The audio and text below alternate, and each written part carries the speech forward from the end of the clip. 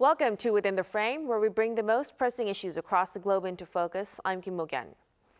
South Korean President Lee Jae-myung is stepping onto the global stage faster than any other Korean leader before him, making his diplomatic debut at the G7 summit in Canada. On his first day there, he held bilateral talks with the South African president and Canadian officials discussing economic cooperation and regional stability. He also met with Australia's Prime Minister to reaffirm ties and coordinate actions on North Korea. Many are now looking forward to a key summit with Japan's Prime Minister scheduled for tomorrow. But a planned meeting with U.S. President Donald Trump was canceled following Trump's early departure amid urgent developments.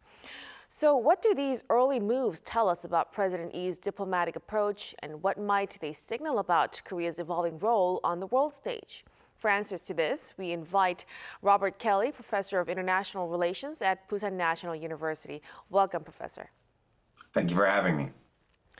And we're also joined by Choi Hyun-jin, Professor of Political Science at Kyunghee University. Good to see you, Professor. Good evening. Thank you for having me. So to start with the big picture, Professor Kelly, President Lee Jae-myung is stepping onto the global stage less than 2 weeks into his post. Do you view this as a strategic reboot of Korea's high-level diplomacy following, the months-long pause following the martial law crisis? Yeah, I think that's actually a pretty good way to put it, strategic reboot, right? I mean, Korea's been diplomatically adrift for a while, right? I mean, we're certainly not the first to sort of point that out here in this show.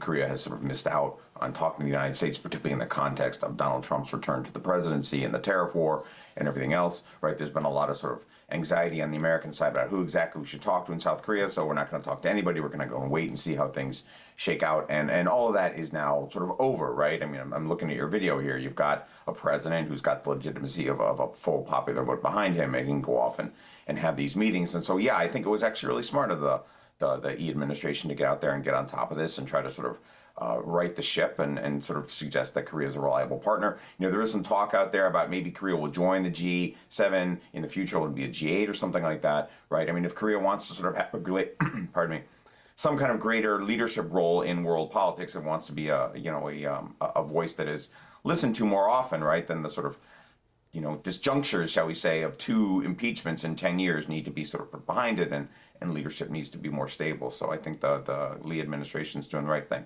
I think it's a good step. Right. It seemed like a bold start for President Lee, of course. Now, from a domestic and regional standpoint now, Professor Che, how significant is this that President Lee chose G7 as his first overseas platform? Do you think this choice reflects a particular diplomatic signal? Yes, I think this is very meaningful, both for domestic politics and also regional diplomacy. Some people, especially among some conservative group in South Korea, had some concerns about President Lee's past comments regarding the previous administration's approach to China and Taiwan. And also there were some worries that he might take a softer stance on China or avoid involvement in regional security issues outside the Korean peninsula.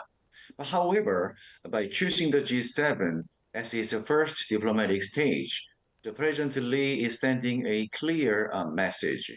The South Korea will continue to build and maintain strong cooperation and alliance with like-minded democracies. It also shows that under his leadership, the U.S.-Korea alliance and also trilateral cooperation with Japan will remain strong. And he is also showing his commitment to playing a more active role in regional as well as global diplomatic affairs. So also the meeting key leaders like Japanese Prime Minister tomorrow, and also Australian and South African leaders in his first diplomatic appearance helps calm this domestic concern and also reassure international partners. I think it is a very good sign of a continuity. So in short, President Lee is using this opportunity to change his personal image and also prove that his administration will be engaged, responsible, and also aligned with the democratic values. And I think this makes the first diplomatic trip very strategic. And very significant, of course.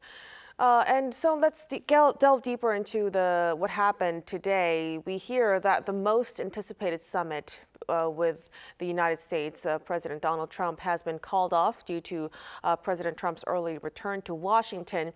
Professor, what kind of diplomatic impact do you think this has on President Lee's debut? And do you think the cancellation could signal any challenges to the current state of alliance? It's definitely disappointing that the US-Korea summit was canceled, as you said, because many people were really hoping to see how President Lee would handle his first meeting with Donald Trump.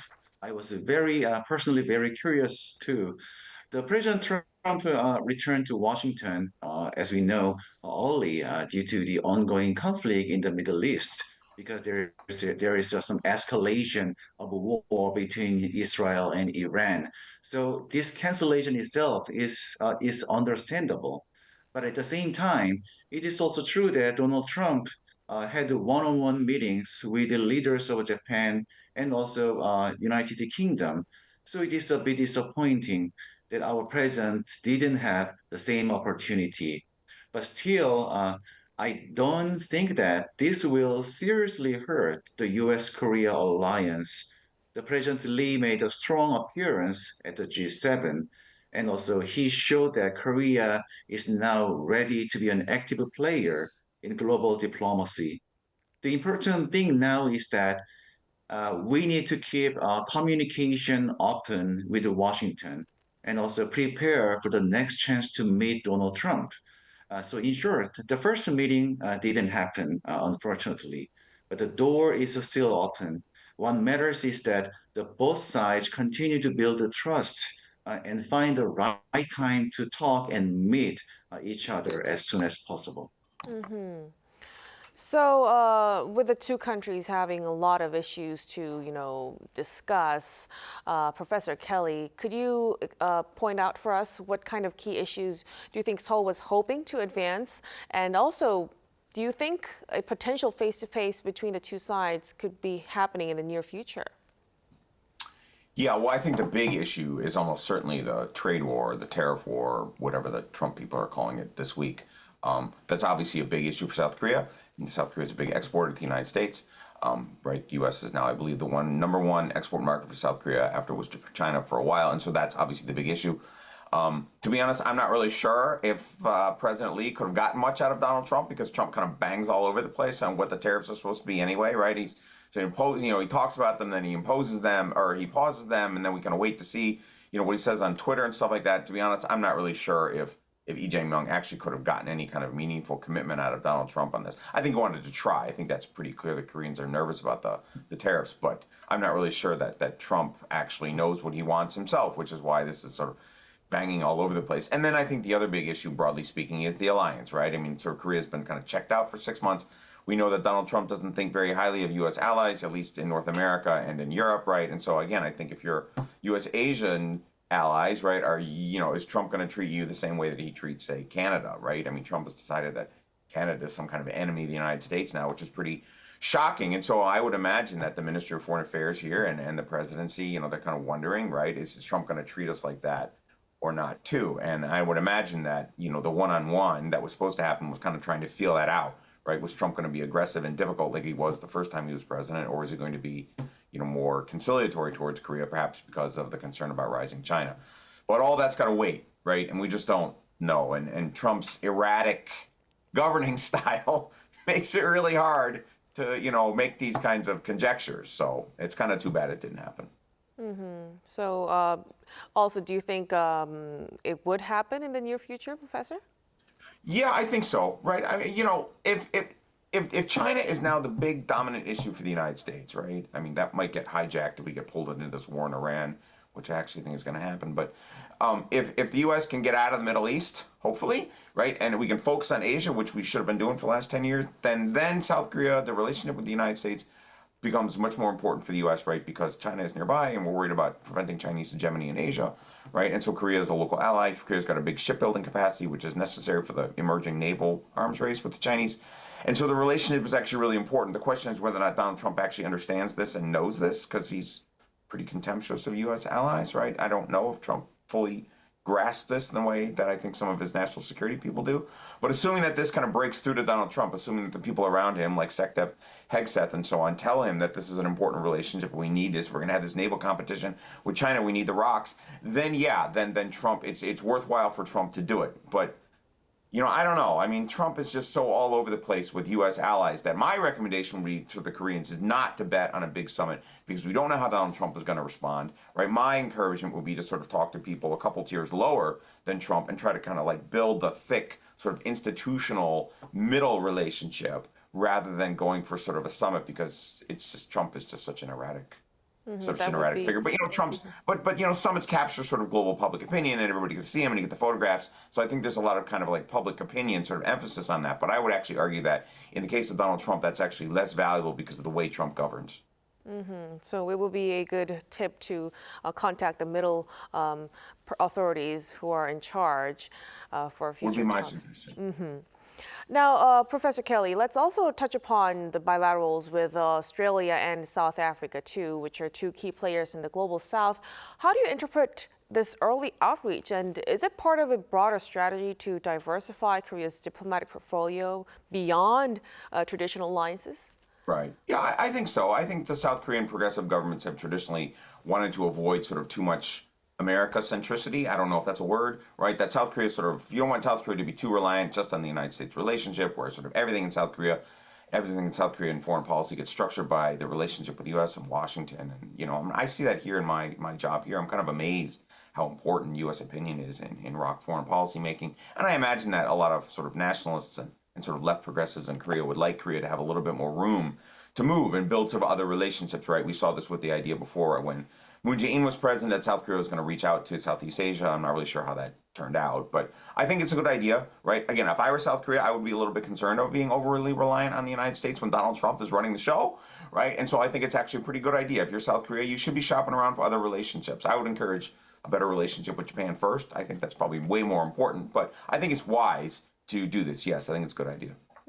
So, as Professor Kelly mentioned, ties with Japan would be very important in this geopolitical landscape. So, tomorrow we are actually expecting a summit with Japan with the 60th anniversary of diplomatic ties and the 80th year since liberation. Professor Che, what substantive outcomes do you expect from the talks? This scheduled summit is very meaningful, I think. The President Lee and the Prime Minister Ishiba, if they meet during the G7 tomorrow, it would be highly a symbolic moment. And also, but people are hoping for more than just a photo opportunity. So I think the one sensitive issue is that may come up is the matter of wartime forced labor. The President Lee recently said that consistency is especially important in the state-to-state relation. So this comment suggests that he's likely to maintain the previous Yoon administration's agreement with the Japanese government, which included third-party compensation to the victims. Japanese media have also interpreted his words as a signal that the President Lee will not cancel or reverse that agreement. At the same time, both countries face shared regional challenges like North Korean military threat and also the stability of global supply chain in the Indo-Pacific. So in this situation, I expect both leaders focus on some practical cooperation going forward, even while the historical issues still remain sensitive. Another possible outcome in this meeting would be to resume regular bilateral meetings, either between foreign minister or economic officials between the two countries. And that would be a meaningful step toward building a more stable and a forward-looking relationship between Korea and Japan. And lastly, I think President Lee may also use this opportunity to show that he values a pragmatic approach to Japan instead of a historical conflict. So this summit would definitely become a pivotal moment if these discussions are going to be held. Now, let's also touch upon China. So China is hosting a rival summit in Central Asia as this G7 is happening. Professor Che, what does this parallel diplomacy reveal about the current power competition in the region? And also, how might that influence the tone or priorities here at the G7 discussions? It is very interesting that China is hosting a summit with the Central Asian countries at the same time as the G7. And I think this is no coincidence. It shows how global diplomacy today is becoming more competitive and as well as divided.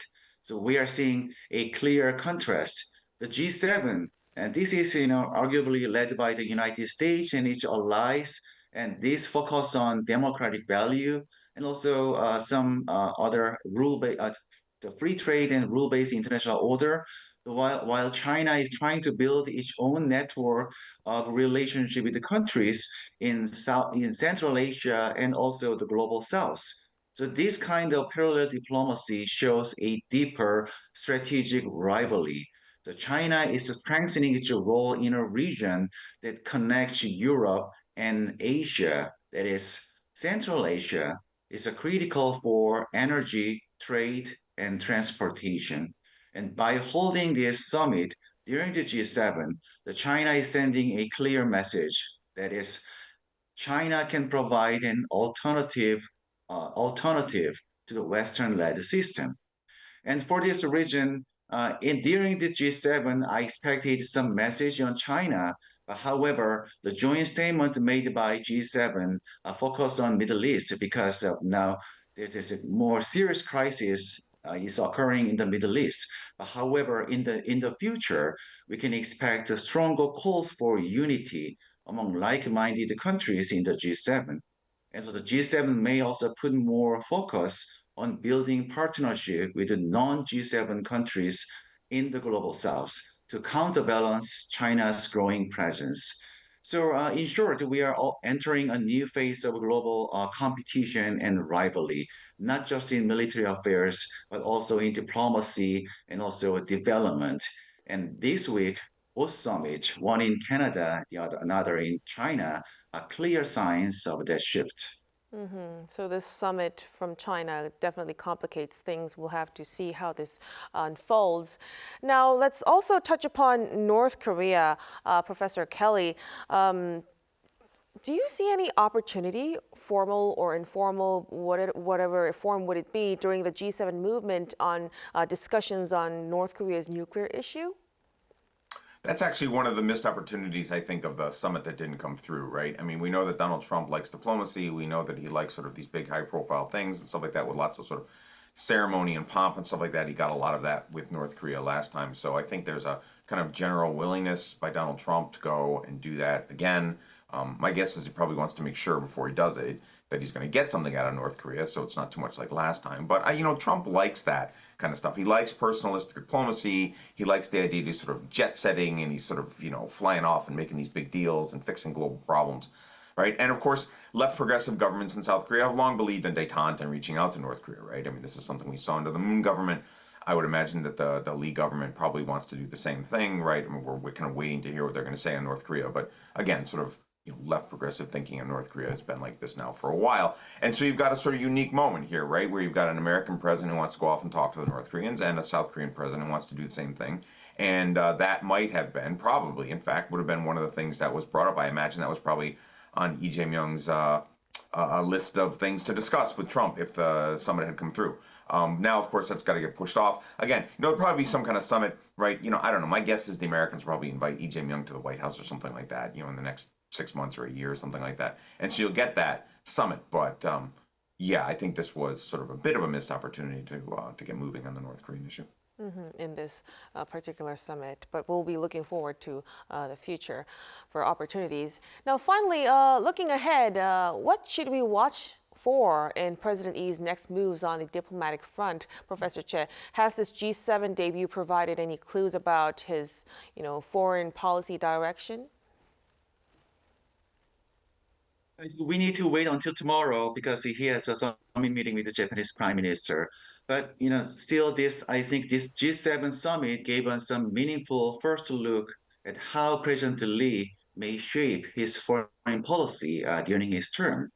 So first, his decision to attend the G7 as his first overseas trip shows that he wants to reestablish South Korea as a trusted and active global partner. And we spent some times of a political crisis at home. However, his participation in G7 sends an important message. The South Korea is now back with a stable leadership, and it is now ready to contribute on major global issues. And secondly, in this summit, we saw signs that President Lee aims for a more balanced and pragmatic approach to diplomacy. She emphasized traditional alliances like the United States and Japan, while also signaling that economic cooperation with China will remain important. So this suggests strategy that mix strong security ties with a practical economic engagement with China. So, but looking ahead, one key thing to watch after this G7 meeting will be when and how we hold his first meeting, for summit meeting with the United States, Donald Trump. So that meeting will set the tone for the U.S.-Korea relations going forward. So in short, this G7 gave an early signal of President Lee's diplomatic style, calm, steady, and pragmatic. Then now the next step will show how he turns that into real action. So the real test will be how President Lee would build on to this momentum, and we will be closely keeping our eyes on that. We will have to wrap our discussion here at this point. Thank you for your time and for your insights tonight, Professor Kelly and Professor Che. We appreciate it so much. Thank you for having me. And that'll be all from us on Within the Frame. Be sure to tune in again next time as we continue to explore the stories that matter. Till then, stay informed and engaged.